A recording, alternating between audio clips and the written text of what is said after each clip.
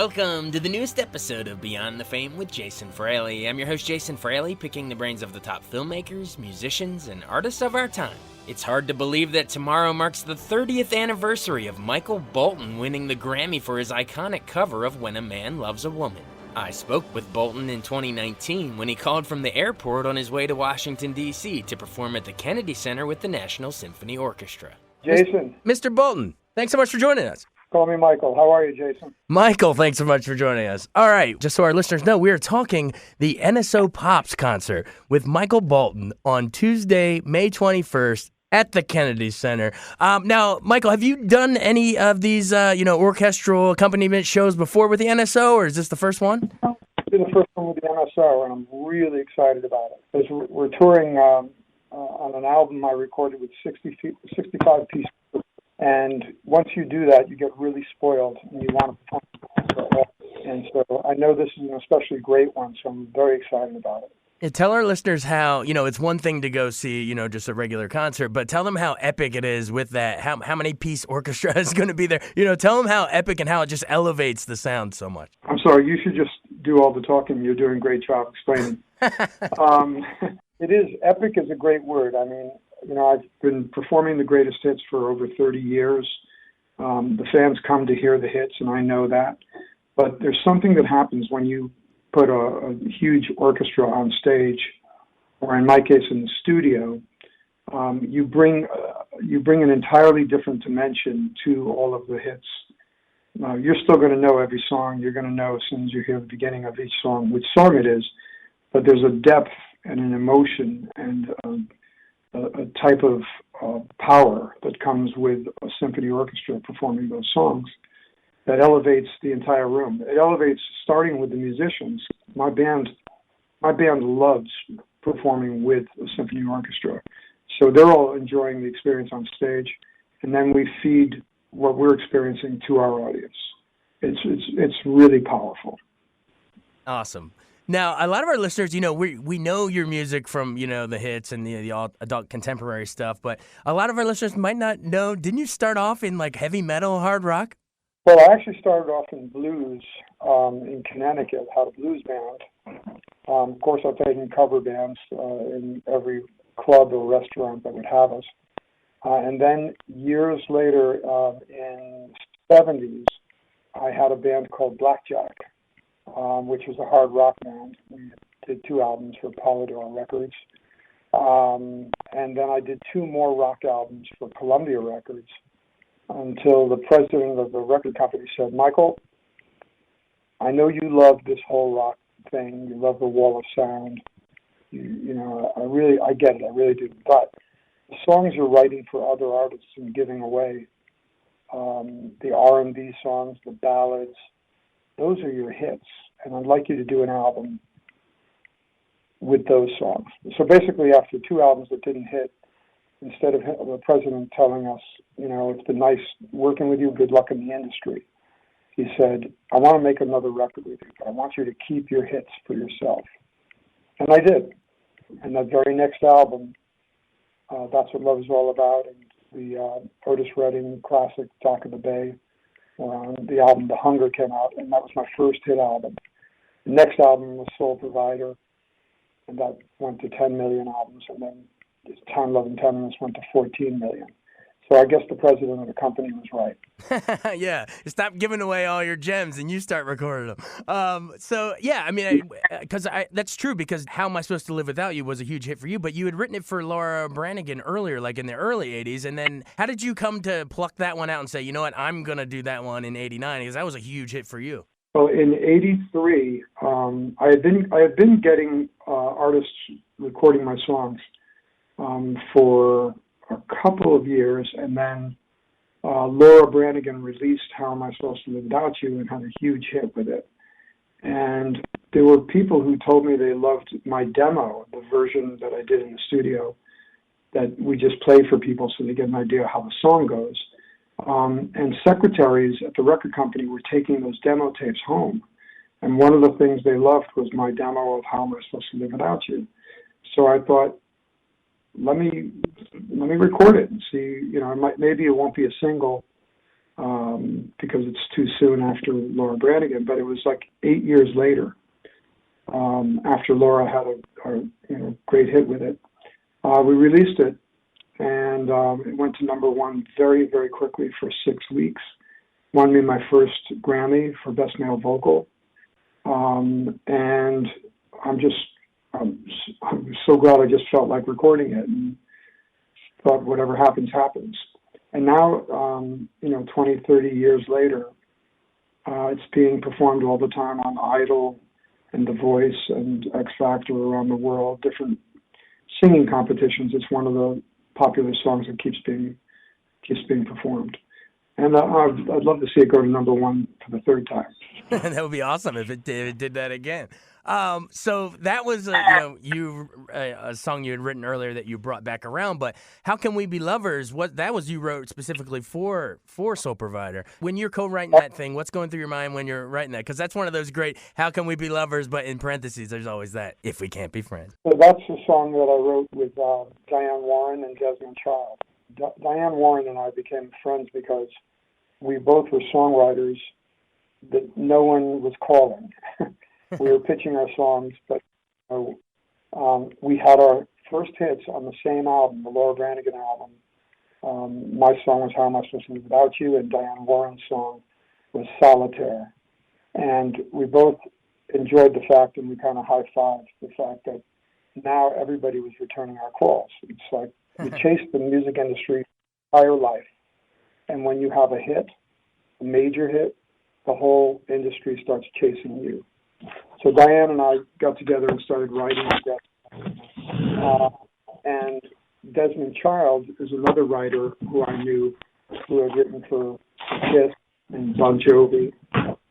And the three of us got together in my apartment in New York City and wrote How Can We Be Lovers If We Can't Be Friends in 2 days.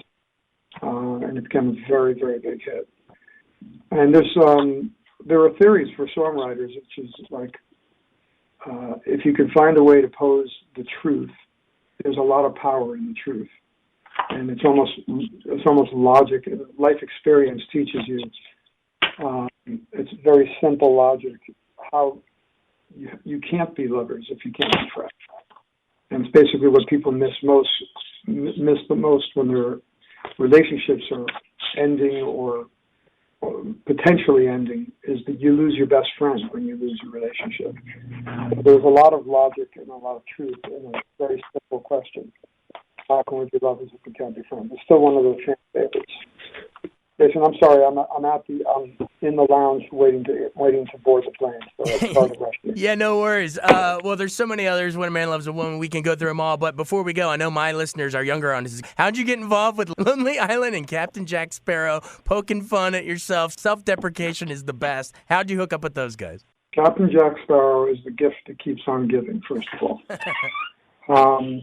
I was in Los Angeles, and I got a message that the Lonely Island guys, who had written all those genius, hysterical videos for Saturday Night Live, wanted to meet with me, and they had an idea. They wanted to pitch me to work with them, and I was a huge fan of pretty much everything they've done. So that was a no-brainer, and I said, well, let's meet. And they sent me over a copy of what the concept was of the video. And I read it and I laughed, but it was really gross. It was funny, but I thought a certain segment of my audience would get what's funny about it, and then the others would say, okay, this is not funny. And why did Michael think this was funny? So I basically said, in other words, can you tweak it a little bit, like clean it up just a little bit, so I don't have to feel like I'm offending half my audience, right? Because I'm still touring the world, and if anything, I'm touring more now than ever. And they said, no, we can do that. No, we understand. We've done events and videos for people who loved everything but a line here or a shot here. So we can do it. And I thought they were just saying that because they're so busy. They're producing television shows, movies. Andy Samberg's got his own, Brooklyn Nine-Nine. Their careers have taken off. So I thought they were just telling me, they were just being nice and saying, they'll fix it and then they'll send it to me. But sure enough, like every 3 weeks or so, 2-3 weeks, my phone would light up, and it was basically Andy Samberg telling me, we worked on it, take a look at this version. And I would look at it, and in some cases it got worse. It got more disgusting, basically. And I still, of course, I would laugh out loud while I was reading it. But I said, no, you guys are going the wrong way with this. Right. And then finally I got to Atlanta on tour, and I got a version. And I said, I can do this. How do we do this? And I reached out to them, and they told me, find a recording studio in Atlanta, which is easy to do. There's lots of them. And we'll show up on Skype, and we'll produce the session. And we want you to stack all these harmonies on the chorus and just have fun with it. And I said, okay, great. And I went in the studio for about 6 hours, just kept layering it and adding variations, and they were yelling out things through the computer screen, basically. And it was just fun. And the hook started to get so big. It started to become this really catchy, sexy hook. And then they said, if you can be in New York on these next 2 days, we can film it all in New York. And I said, okay, I'm there. So we shot for 2 14-hour days.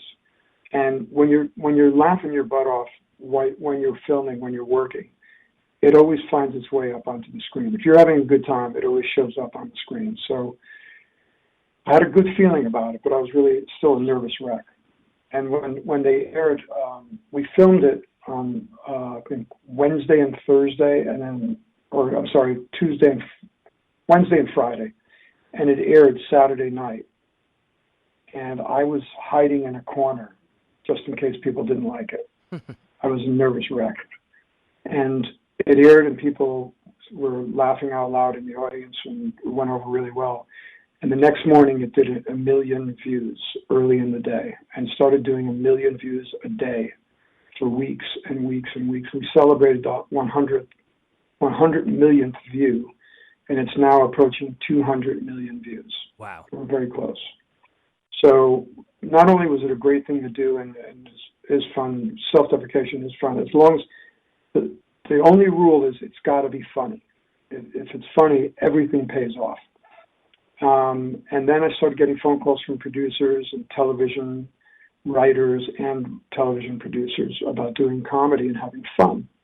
So I started developing some shows, and then I was a guest on 2.5 Men 3 times, and I started thinking I could have a lot of fun as long as I still can do music, connect my music through television or Netflix, which interestingly enough was the next thing I did. The next large event I did was my Big Sexy Valentine's Day special, which was with the Lonely Island guys and about 20 other amazing people, stars, and just having fun. So I guess you'd say I'm at the point in my life where I have permission to have fun. Well, we're having fun with you, the Game of Thrones thing, everything. We appreciate it, but we know you got to catch an airplane, so we'll let you run. Again, everybody, Michael Bolton with the NSO Pops at the Kennedy Center. One night only. You got to get there. Mr. Bolton, Michael, thank you so much for joining us. Thank you so much for all the time. I appreciate it. It's going to be a great concert. All right, safe flight. Thanks very much. Thanks for your understanding. All right, bye. Thanks so much for joining us on Beyond the Fame with Jason Fraley. Remember to hit the subscribe button and give us a 5-star rating if you like what you hear. We'll see you next time.